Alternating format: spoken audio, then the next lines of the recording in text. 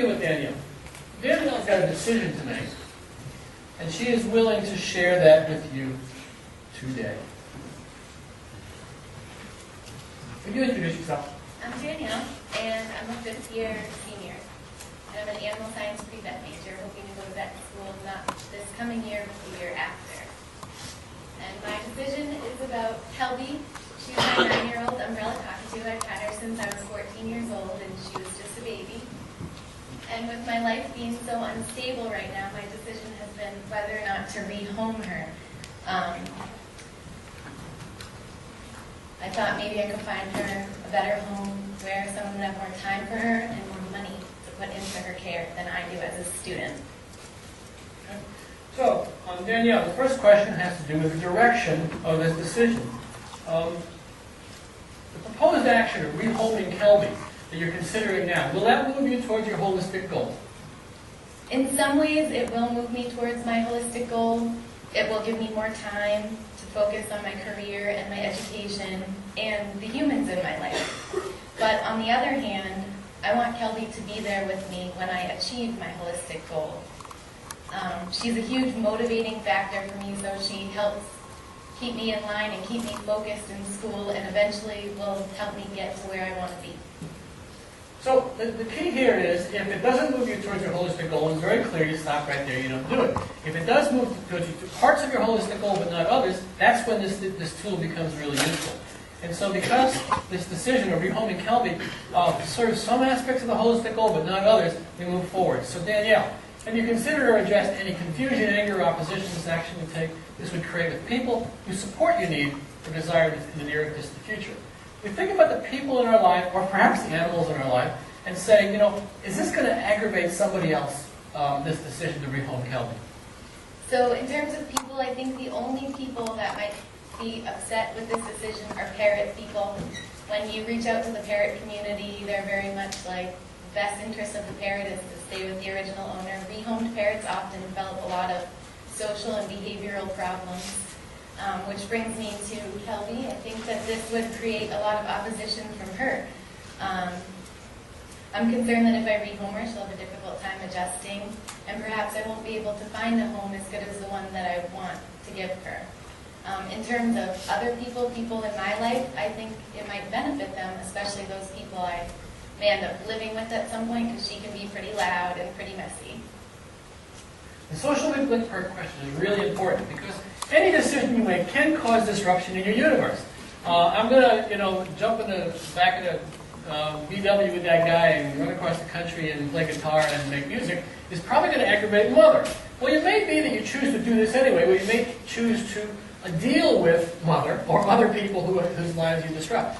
What the social link question forces you to do is simply think outside your personal sense of self. It doesn't mean you don't make the decision. It means that you remember that your decision affects other people, and maybe there's some things you can do around that to soften the blow of whatever decision you're going to make. In this case, this causes disruption in the parrot community and certainly with Kelby.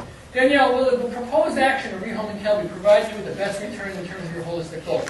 Considering time, money, and energy, including emotional energy.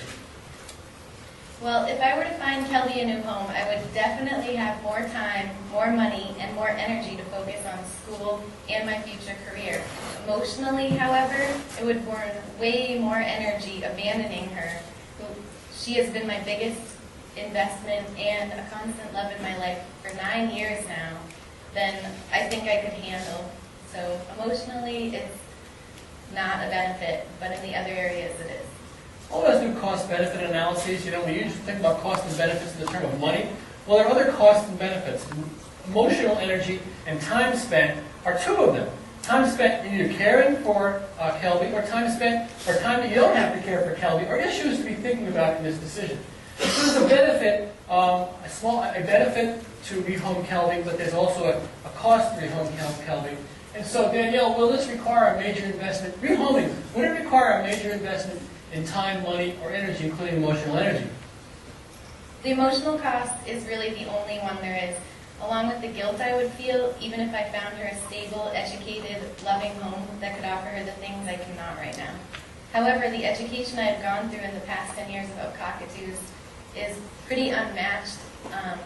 with the people I'd be looking for to take her. So I would spend so much time trying to find her a home and so much emotional energy that it would be a pretty huge cost to me right now. So when we're looking at this, is we're looking at this decision from many perspectives. This is why it's called holistic. The next thing is energy and money. With this decision, is the energy or money to be used in this action or saved in this action most appropriate source in terms of your holistic goal? So I would probably profit financially from rehoming Kelby because I would charge a rehoming fee and sell her cage with her, and her cage is worth over $1,000. So I'd probably make at least $1,000 by selling her. Not to mention the money I would save not having to buy her food and toys. So this money I could use towards vet school to reach my holistic goal. However, the energy used up doesn't make this worthwhile. What we look for is the source of the energy. Not only the source of energy if I'm going to drive across the country, am I driving a biodiesel car or am I driving a gasoline car? The source of the energy matters. The source of the emotional energy matters too. So I'm going to disrupt my family, for example, and where am I going to find the emotional energy to be able to sustain that? I'm going to break up with that person. Have I got a support community around me to help me during that breakup? That's the emotional energy that we got to see. Does that improve your quality of life or not? And so we all have to make difficult decisions at some times. Do I have the resources, the emotional energy, the money to actually make these decisions? And where does that money come from? Where does that energy come from? So, Danielle, if you take this action, it will lead you toward or away from the future you described in your future statement in your holistic goal.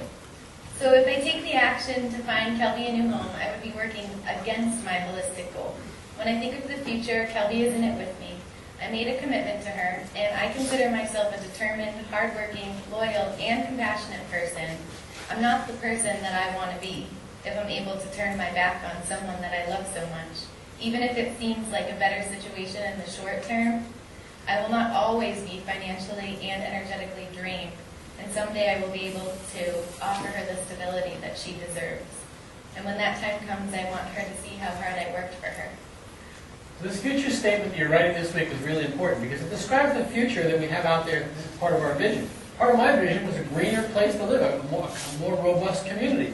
And so part of my job is when opportunities come along, like joining the UMass Conservation Commission, I will consider that because that's a future that I described for me. Danielle's future included Kelby. So final gut check. Here, considering all the questions and the holistic goal, how do you feel about this action now? Well, when I think about rehoming her, I want to sob and my gut gets all twisted up. It doesn't feel like such a good thing. I know in the short term it seems like it might be an easy fix, but in the long term, this doesn't seem like a good decision to make. So thank you, Danielle.